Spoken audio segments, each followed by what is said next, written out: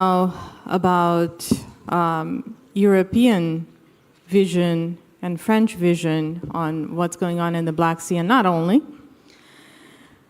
we are going to the next logical question of how is Russia doing and how Russia will be doing. And I'm joined in this discussion by Professor Mikhail KASYANOV. That's how I learned to address you today, who served as Prime Minister of the Russian Federation from 2000 to 2004, a time when my friends from Russia told me that they were actually studying integration, European integration and NATO integration in Megiddo, for instance, which is kind of weird, right, if we are thinking about the times of today.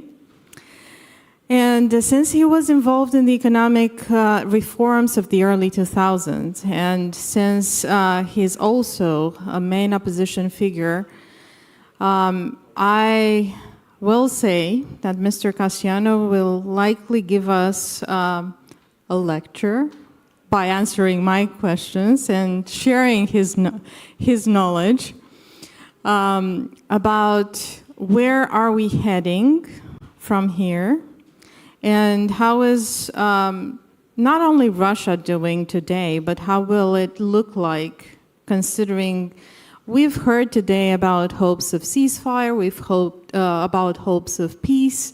How will Russia look like, and how are relationships around, or how are, let's say, Russia's ties with its neighbors, but also with its main contender right now, the West, which encompasses the US and the European Union mainly, will look like.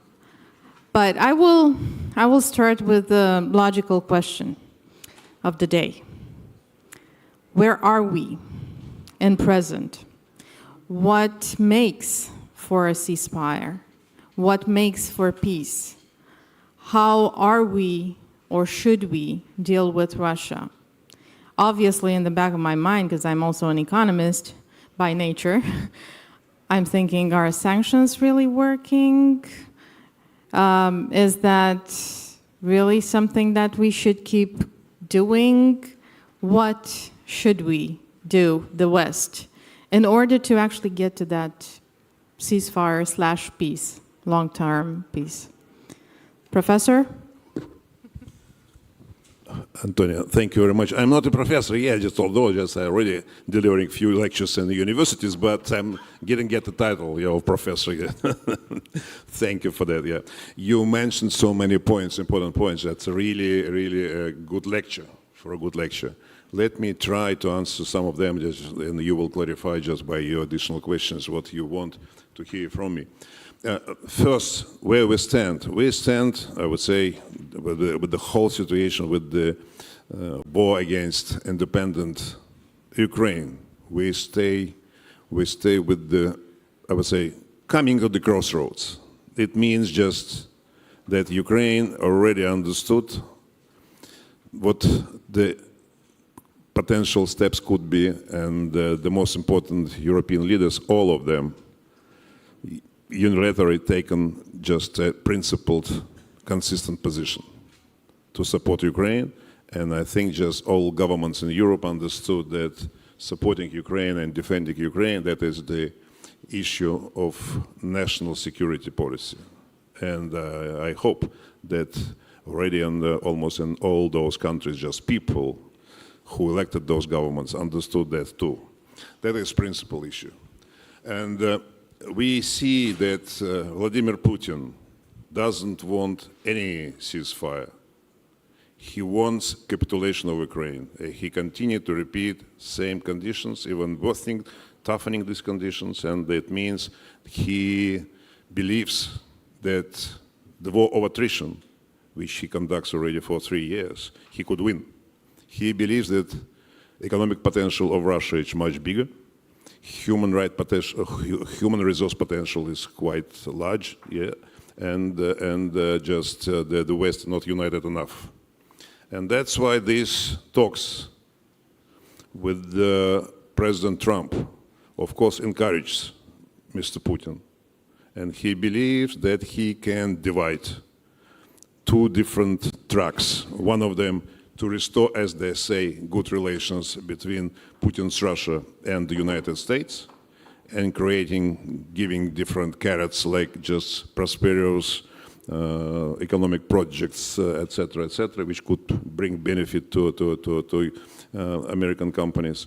And the other track just to deal with those Europeans and settling somehow problems with Ukraine. And he believes that sooner or later he will win this war and Ukraine would be forced to capitulate, to accept his terms and conditions. That is where we stand. Today, why today he has such a position? Because just he believes that economy and more important, just state finance in a good shape. And he can finance this war. In fact, we know just that Ukraine spends annually approximately $100 billion US.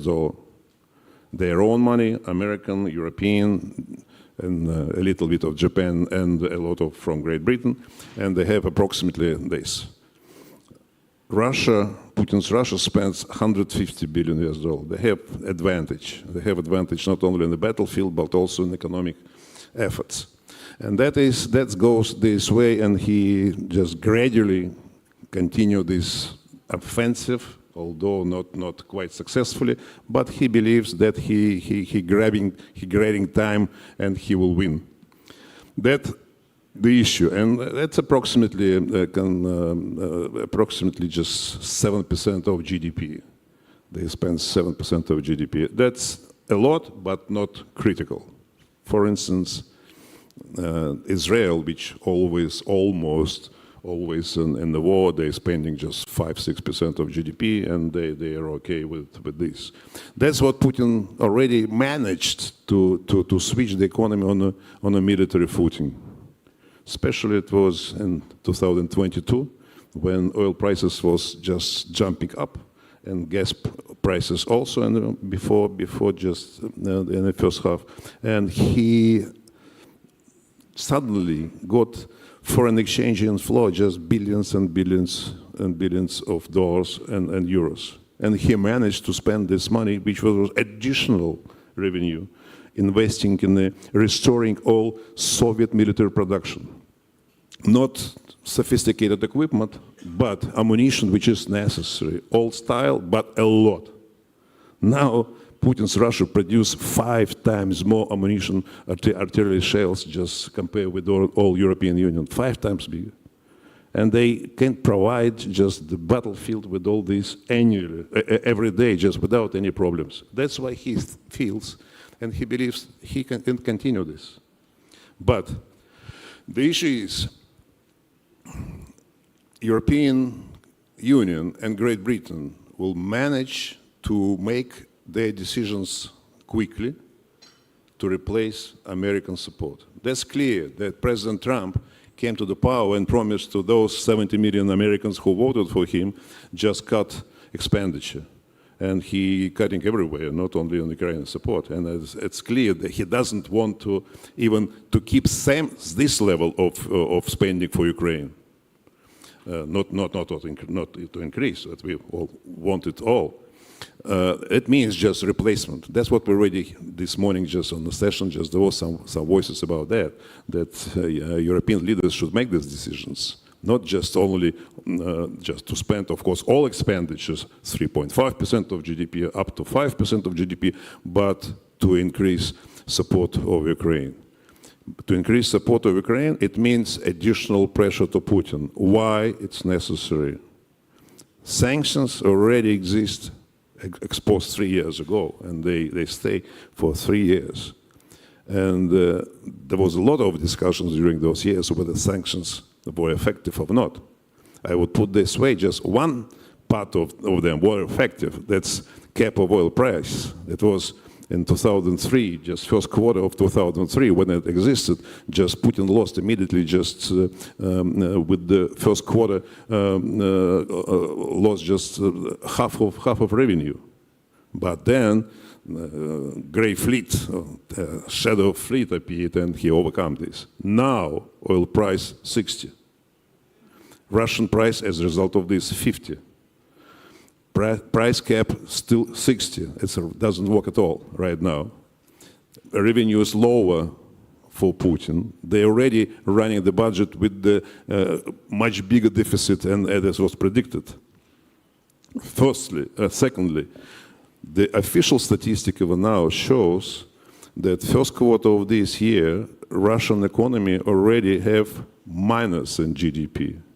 Not 1.5% plus as was predicted even 3 months ago, but minus 1.5%. That's already stagflation. We have high inflation and we have no economic growth. It means next year will be recession.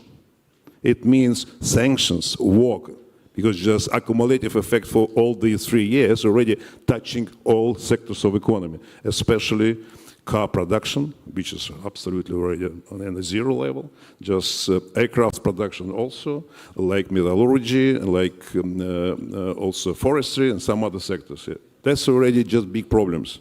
And they already lacking in revenue even inside the country. If oil price stay like it is now, that's absolutely would be the case that by the end of the year, the problems would be much sharper for him. Plus, if we have ability to have further pressure, it means the United States, their decision, just to understand that Putin is not a negotiable. He is not a part of negotiation because it's useless to negotiate with him. He doesn't want even ceasefire. Ceasefire, that's the first step for negotiation. He said, no, let's first, I'd like to understand how Ukraine will capitulate in the end of the process, and then we'll start the ceasefire. That's a completely different approach. It's not an approach. That's simply manipulating. I hope President Trump understands this. I already hear voices from the Congress, from Senate, that they understand this. I already just proposed a draft law for additional sanctions. This law could play a very, I would say, tough pressure on Putin. Because you have brought up the topic of shadow fleet and the matter of sanctions was indeed discussed as a weak weapon that we have, because it gives time to Russia to consider ways to avoid sanctions. Now, we have something of a sort of a coalition, a sort of a network of friends coming together to help Russia, because they have their own economic interest. I'm referring specifically to China, but I'm also referring to India. But particularly to China, how do you see the relations evolving between the two of them as we put pressures and as we get into a position where Russia has to change its manners and maybe the regime falls? Let's first start answering this question just of main, as I said, you mentioned India. India and China, of course, the main purchasers of Russian oil at the moment.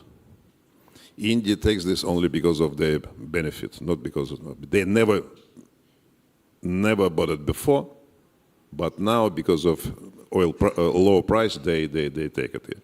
China is a different story. China, it's a big neighbor with the mentality of thinking not like we here in Europe, just 5-year plan, whatever, 10-year horizon of thinking, but 100 years. And for them, generations, that doesn't mean much, just they think generations should work for this main plan. And for them, they're interested in weak Russia. Putin's Russia is weak Russia. That's why they understood that just having a problems with the European Union, that's the major market. Before the war, 50% of Russia's trade, that's European Union. Right now, completely different situation.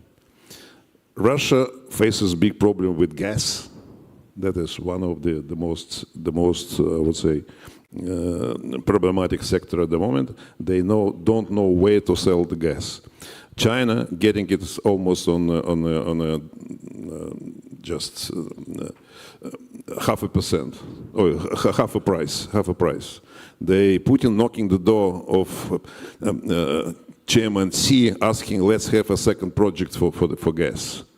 They don't want to commit the project until they negotiate just even lower price for them. For Russia, for them, it's not something just they absolutely need, but it's a neighbor which they just eating, I would say, getting just step by step. Car market is already in totality Chinese in Russia right now. Russian producers just collapse. There are no foreign cars, but Chinese cars everywhere, and many other equipment. China wants weak Russia. They don't want to destroy Ukraine. They don't want just Putin would destroy the Ukraine. But they would like peace, but they would like to keep weak Russia with Putin.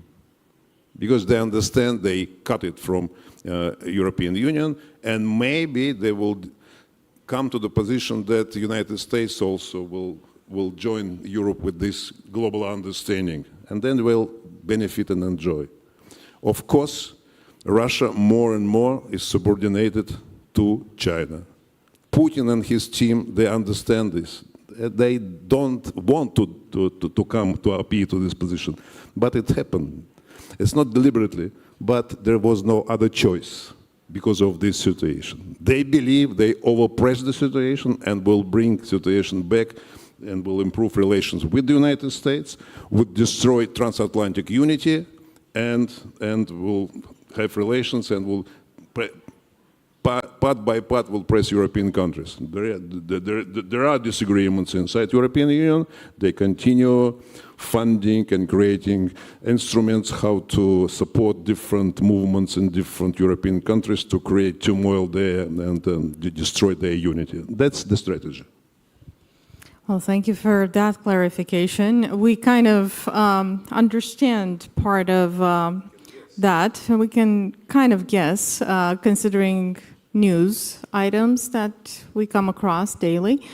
But now that you mentioned about the state of the Russian economy, and as you say, okay, the solution for the West is to keep pressure the Russian economy. Now, the outcome is basically, as far as I understand, not only coming to a ceasefire/peace treaty, but also coming to an end of the Putin regime. Now, how do you imagine the future after the end of the Putin regime? And from what I'm guessing from you is that we have a regime that has the strategy that's incompatible to coming to the table, to the negotiation table without pressure, and that's incompatible to working with the West. So how's the future, if that's the case? And if I didn't understand well, then correct me, please. After Putin's regime, that's long story. Just we have to. It is. We have some minutes. We have some time. Yeah, but the issue of today and just strategy. You said Putin's strategy. It's not a strategy. That is the policy of how to survive today and tomorrow. That the day after tomorrow would be worse, and he will make a decision. No, he's not. He doesn't consider the situation this way. He lives today and believes what will be tomorrow, how to keep his power. Ukraine, that was the main danger psychologically, because just successful Ukraine with the European path and just building up just prosperous country, although just it's a long way, but still it's the way. It's different from what Putin wanted in Russia. That is a good example for Russian people. For Putin, that is the most dangerous thing. Orange Revolution, that was the trigger for him to switch everything and make Ukraine as an enemy. And all those countries supporting Ukraine as enemies for him, because it's danger for his rule. Secondly, what will happen if Putin disappears?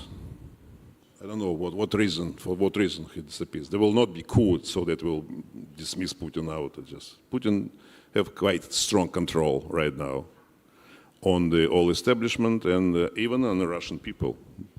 And the main instrument in his hands, that is fear.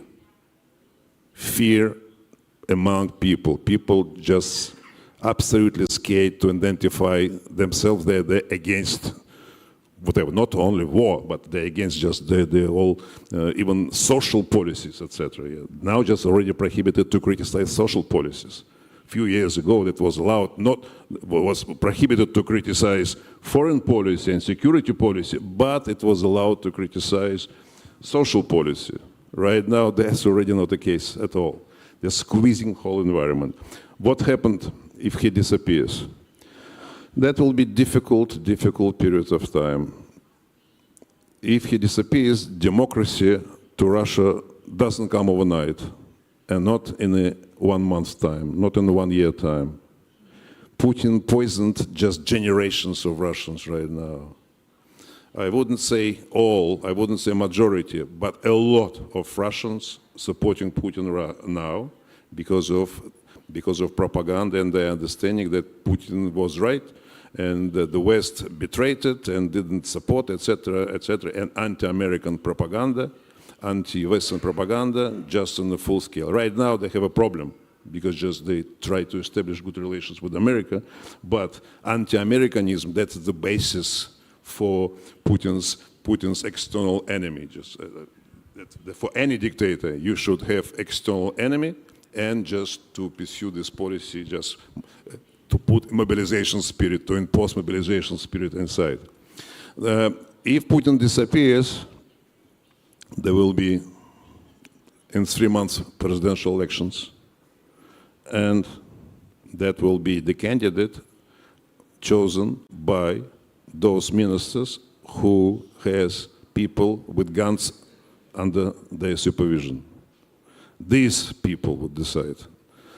No regional elites, no just some other people, only militaries, not militaries themselves, not army, but those ministers who, an army and secret services and different police, etc.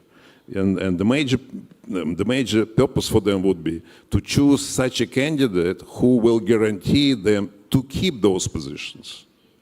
Because if you lose the position of minister with the gun, you tomorrow will be in jail. And that will be a difficult period. Such situation could last not long, maybe a year, maybe 2 years, but it would not be sustainable.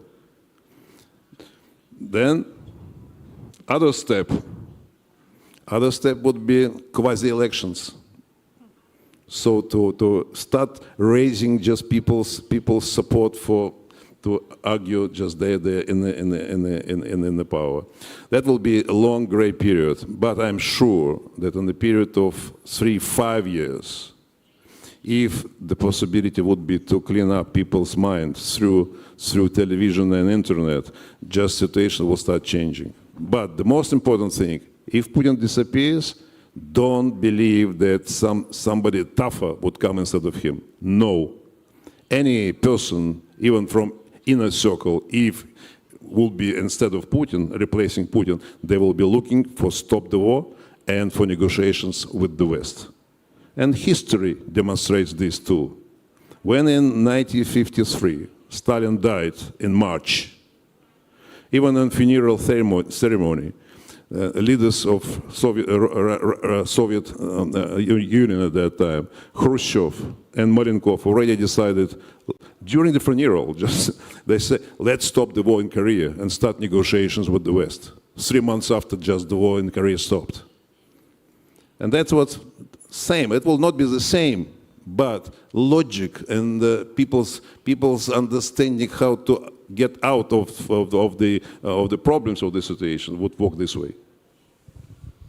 Thank you very much for that. I know that it's a difficult exercise to make of the future projection of what things will look like.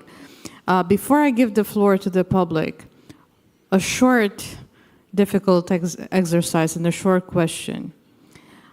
How will the relations between the West and Russia will look like in that gray period?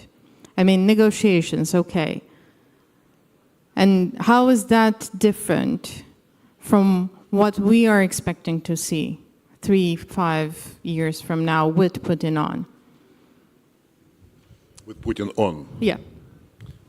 So current situation, 3-5 years versus gray. Yeah. First, I see just if there is no unity between European leaders, Great Britain and the United States, Europe should take the leadership in supporting Ukraine.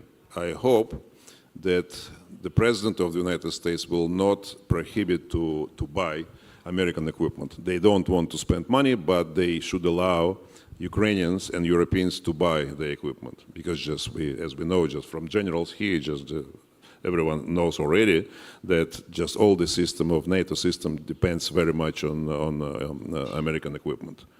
That is the scenario, the most realistic scenario. There will not be American support directly. I suspect that President Trump will withdraw himself from negotiation process and would blame Ukraine for not give enough concessions, and will blame Europeans that they didn't want the peace and supported Ukraine, provided more and more.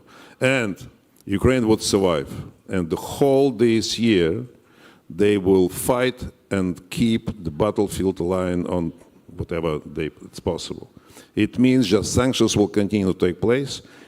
European Union will impose more tougher sanctions, and by the end of the year, the situation would be a little bit better for Ukraine, but not advantageous, so that we could say just about some kind of, I wouldn't say victory, but some kind of strong position. And the war will continue next year as well.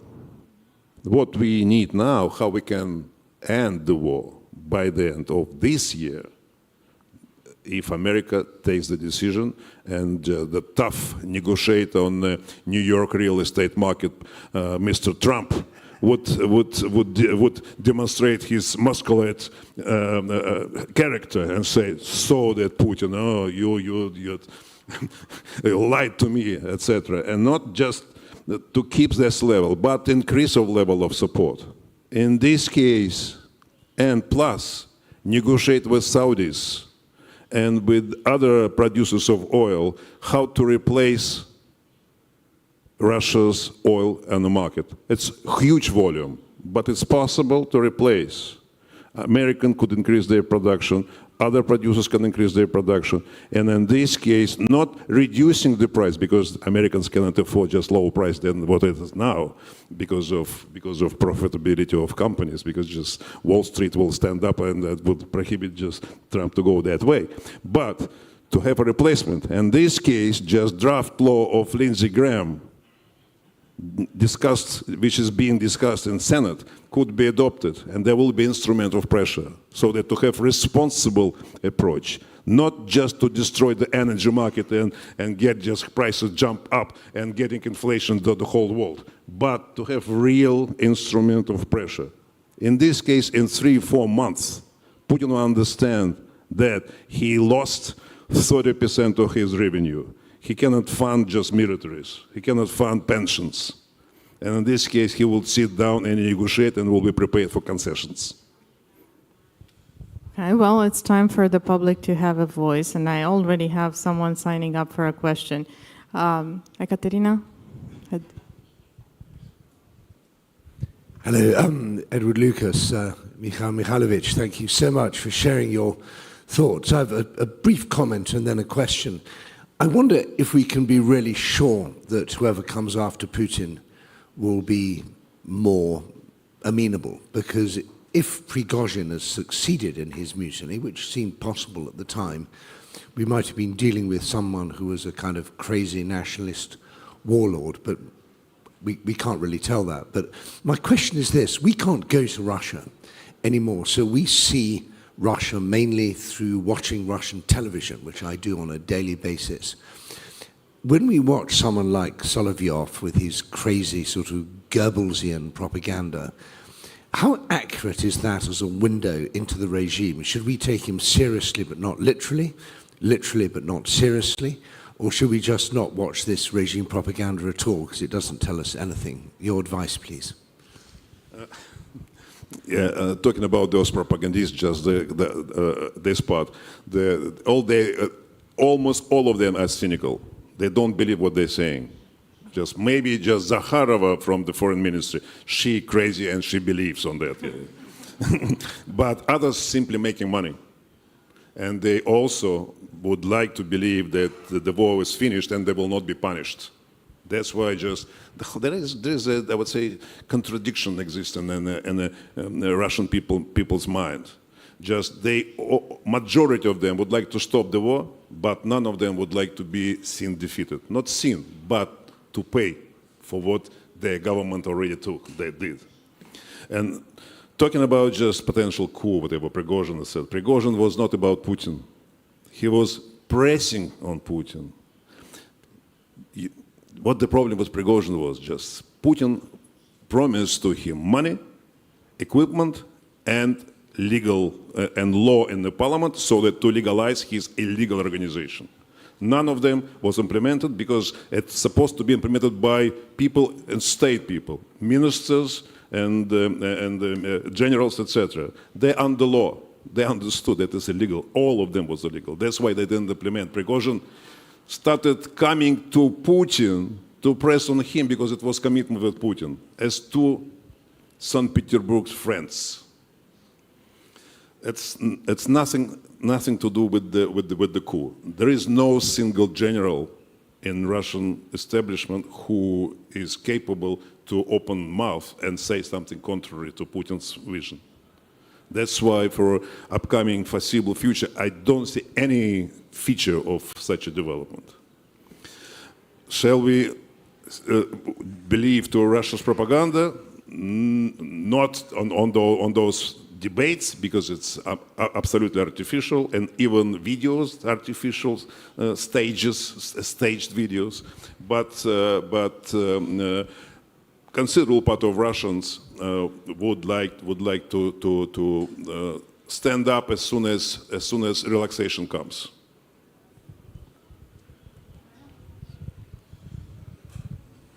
Thank you so much for such a fascinating discussion. Mayo Tarashvili, Delphi Global Research Center. Sir, I have two questions that are related. When you were the Prime Minister of Russia, did you have a vision of Russia's place in the world that you felt like you were pursuing, and what did that look like? And also, how do you see Russia's place in the world 30, 40 years from now? Do you ever see it becoming the kind of friendly ally and actor like Germany or Japan, right? We have quite a sordid past with some of these countries that are now our allies, our being the United States. Do you see a day way down the road where Russia is a friendly part of the international community? Thank you. On your first question, yes, I continue to express the same vision, same what I had when I was Prime Minister. My cabinet launched a number of reforms, economic reforms mostly, and we pull just Russia out of economic crisis and put Russia on the trajectory of sustainable growth. We had growth 6-7% per year. We have growth of people's income by 15% per year, and people started thinking on the horizon of whatever 10-15 years, just the rate of growth of birth started to grow, and etc. etc. And people just started sleeping a little bit politically and compromise with Putin, I would say, silent contract. You guys make your money and spend where you want, but don't step to politics. That's what happened in 2005, 2006, and then he already started publicly say just we're surrounded by enemies. Yeah, I continue to believe in this, and that in my time we had excellent relations with the European Union. We launched the different spheres of cooperation. In 2003, we announced we're strategic partners, and we working to build up trade-free zone and the visa-free zone from Lisbon to Vladivostok. We had good relations with the United States. We supported, I signed all those agreements. We supported United States just efforts in Afghanistan. Through us, all the supplies going to there, etc. There was the Russia-NATO Special Council was set up. It was a first step to closer relations and building trust. That's what I wanted always, I dreamed about. And at that time, I said publicly, I dream my country would be soon full-fledged member of NATO. Putin, as a response to that, because the press wanted also his answering on this question, said, I don't exclude. More softer, but that way. Today, just I'm thinking this way. Whether it's possible for the future, I'd like to believe, and I do believe it is possible, if we go through all those stages, step by step. It is very difficult, but it very much would depend on us. And my younger, I would say, collaborators on political sphere, because just sooner or later we have come back to Russia and start cleaning up just people's minds, to explain to them the truth, and to explain to them what these atrocities all this regime undertook against just neighboring country, so that to reconsider, maybe in the future we'll come to a reconciliation process with the Ukrainian people, but we can, again, create a situation when Russian people should reconfirm their European choice, building up normal democratic state. We have time for one short question. Mr. Hurmuz, Kati.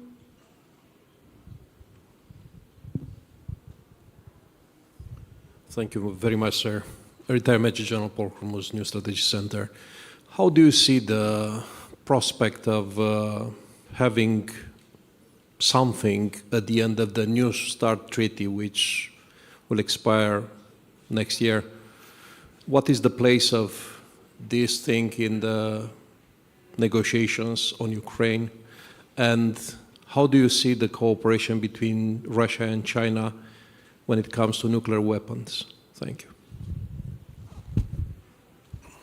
First, I don't see any cooperation on nuclear weapons with China. Secondly, with respect to nuclear threat, that is an important issue, and it is one of the problems why the war against Ukraine lasts so long. Because Putin very effectively used just this nuclear blackmailing for all these 3 years. And he, in fact, got a fruit. Chancellor Scholz and President Biden. They were fruit of this blackmailing. And President Biden, in the end, last his speech, he said just the main achievement of my rule was just I didn't bring United States and the world to the third nuclear war. It was success of Mr. Putin. Mr. Putin is afraid of touching nuclear button more than anyone in the world, because he understands what the reply will be. And he understands just that it will not be any success on the battlefield of Ukraine or any other. China, Chairman Xi, just being in Moscow, publicly said just in advance, we condemned any application of nuclear weapon. And Putin understands there will be no reasons, no success on the battlefield, and no international recognition of any of these threats. That's why should not be, I would say, an argument in discussing just what pressure on Putin's regime should apply. Well, thank you very much, Mr. Kasyanov. Unfortunately, the time is up. That's what the machine says. And nowadays, we need to listen to machines and obey. So the time is up for our discussion, but there are interesting panels going on still, and there will be also a night hall session. So enjoy the evening and enjoy the night. Thank you very much.